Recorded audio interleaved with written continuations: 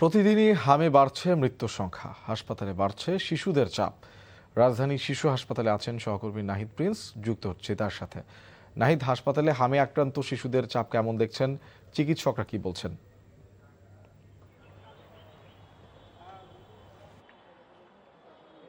শোভন, হাসপাতালে হামে আক্রান্ত শিশুর সংখ্যা কিন্তু বাড়ছেই। তারা বলছেন যে নতুন একটি ভাইরাস যুক্ত হয়েছে, অ্যাডেনো ভাইরাস। সেটির কারণে শিশুরা হাম পরবর্তী যে জটিলতাগুলো রয়েছে, যে নিউমোনিয়া, ডায়রিয়া, শ্বাসকষ্ট, সেটিতে আক্রান্ত হচ্ছে। তো তাদের জন্য আইসিইউ, পিআইসিইউ দরকার হচ্ছে।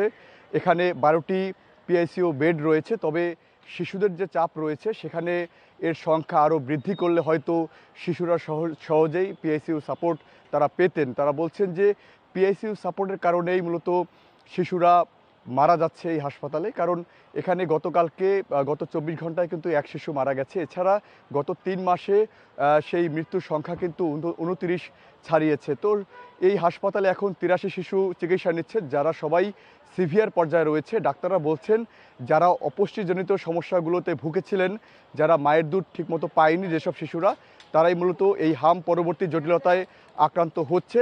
তো হামে শিশুরা যেসব আক্রান্ত হয়েছে তারা বেশিরভাগই ঢাকার বাইরের। কারণ এই যে প্রত্যন্ত গ্রাম থেকে যেসব শিশুরা এখানে এই বাংলাদেশ শিশু হাসপাতালে এসেছেন, তারা মূলত বেশি সিভিয়ার পর্যায়ে রয়েছে। কারণ এই গ্রামের যে চিকিৎসা তারা নিয়েছিলেন, তারা অপুষ্টিজনিত সমস্যায় যারা ভুগেছিলেন এবং যারা ভিটামিন এ ক্যাপসুল পায়নি, সেসব শিশুরাই মূলত এই হাসপাতালগুলোতে ছোটাছুটি করছেন।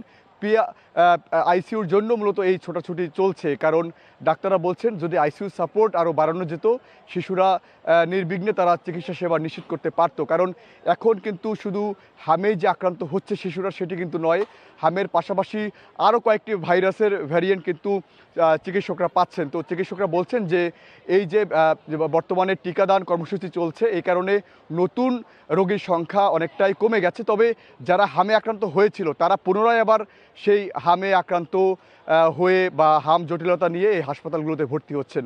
তো এই ছিল শোভন আমার কাছে সবশেষ। দর্শক, আমরা জানছিলাম রাজধানীর হাম প্রাদুর্ভাবের খবর।